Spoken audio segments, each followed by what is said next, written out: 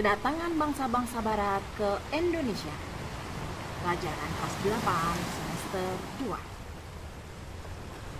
Assalamualaikum. Jumpa lagi kita. Kali ini kita akan belajar tentang kedatangan bangsa-bangsa barat ke Indonesia.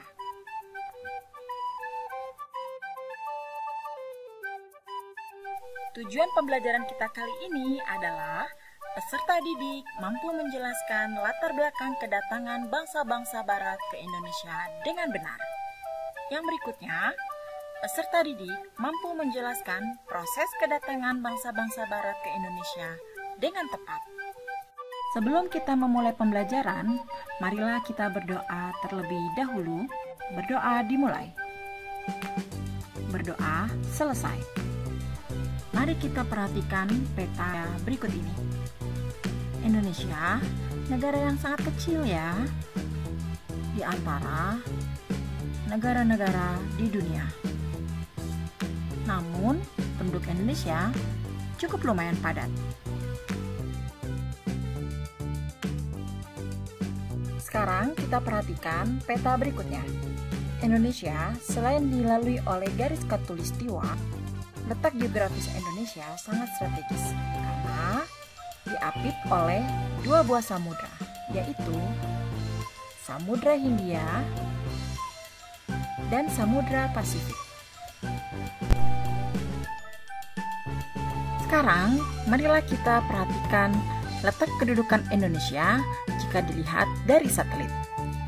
Indonesia yang sangat kecil ini merupakan negara yang berisi perairan dan juga daratan. Daratan Indonesia sangatlah subur. Ini ditandai dengan warna hijau di seluruh wilayah Indonesia. Indonesia banyak terdapat hutan dan juga tanaman-tanaman yang sangat produktif.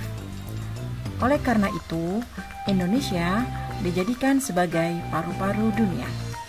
Jika melihat dari latar belakang bangsa-bangsa barat datang ke Indonesia, negara Indonesia merupakan negara penghasil rempah-rempah.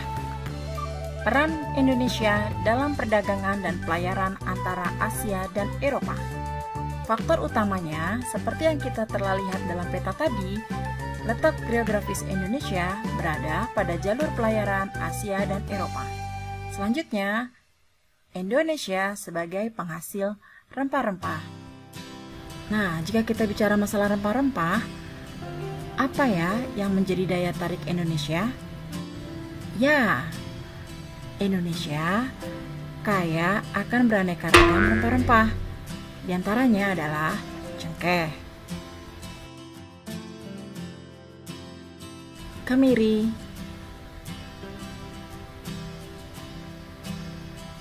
lada, dan juga pala. Nah, sekarang marilah kita perhatikan apa sih yang menyebabkan negara-negara barat tersebut menjelajah ke dunia timur. Yang pertama adalah jatuhnya ibu kota Romawi Timur yang bernama Konstantinopel ke Turki Utsmani pada tahun 1453. Kemudian, kota tersebut ditutup untuk bangsa Eropa. Oleh karena ditutup untuk bangsa Eropa, maka bangsa Eropa kelangkaan rempah-rempah. Sehingga bangsa Eropa tersebut memiliki ide untuk menjelajah ke dunia timur. Nah, salah satu yang disinggahi oleh mereka adalah negara Indonesia. Selain itu, mereka memiliki misi lain loh, yang semboyannya dikenal dengan 3G atau Gold, Glory, dan Gospel. Gold atau emas identik dengan kekayaan. Semboyan ini menggambarkan bahwa tujuan bangsa barat ke Indonesia adalah untuk mencari kekayaan.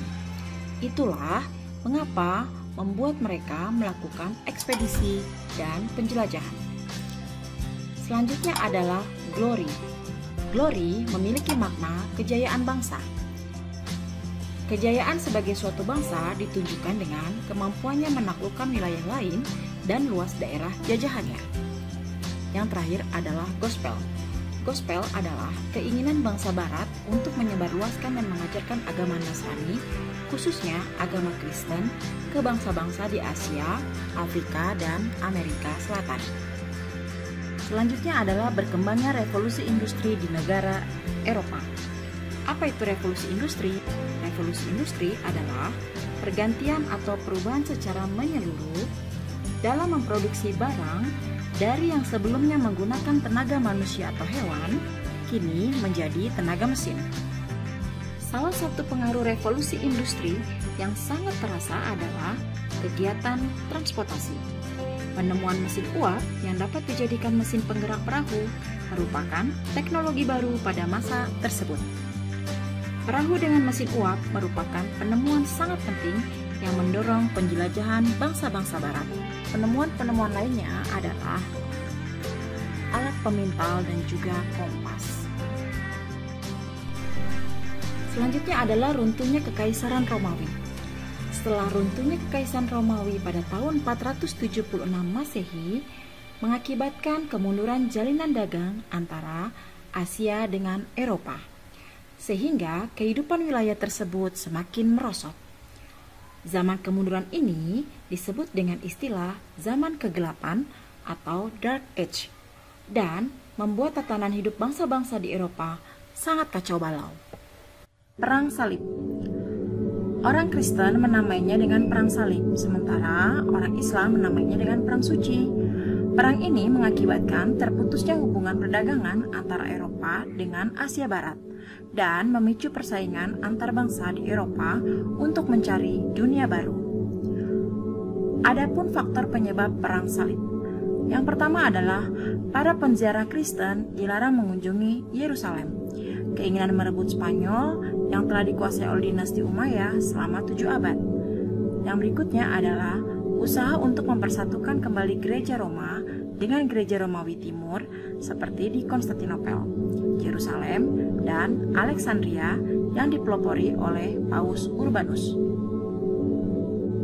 Nah, dampak dari Perang Salib tersebut adalah terputusnya jalur perdagangan antara Eropa dan Asia Barat atau Timur Tengah, sehingga pedagang-pedagang dari Eropa mulai mencari jalan lain untuk mendapatkan rempah-rempah. Penjelajahan samudra. Upaya penjelajahan samudra memiliki tujuan untuk mencari rempah-rempah, memperoleh keuntungan sebanyak-banyaknya. Dengan adanya jiwa petualang, menggugah semangat mereka untuk berpetualang mengarungi samudra, semangat balas dendam untuk reconquista atau menaklukkan orang-orang yang beragama Islam, jatuhnya kota Konstantinopel, pusat jalur perdagangan bangsa Eropa yang kemudian dikuasai oleh Turki Utsmani. Tertariknya dengan kisah perjalanan Marco Polo pada tahun 1254 hingga 1324, di mana Marco Polo adalah seorang pedagang dari Venesia, Italia, ke Cina yang dituangkan dalam buku Book of a Pharaoh's Experience atau Imago Mundi yang mengisahkan tentang keajaiban dunia. Keinginan yang tinggi untuk mengetahui lebih jauh rahasia bumi, keadaan geografi, dan bangsa-bangsa yang tinggal di belahan bumi lain.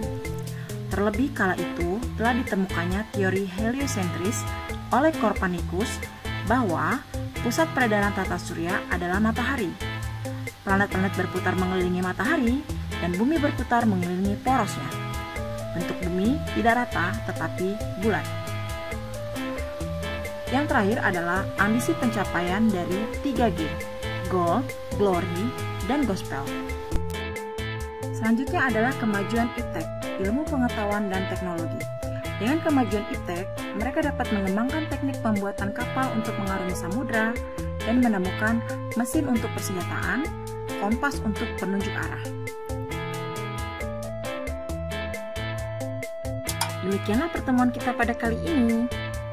Sampai jumpa pada pertemuan selanjutnya. Selamat belajar, semangat, sukses selalu.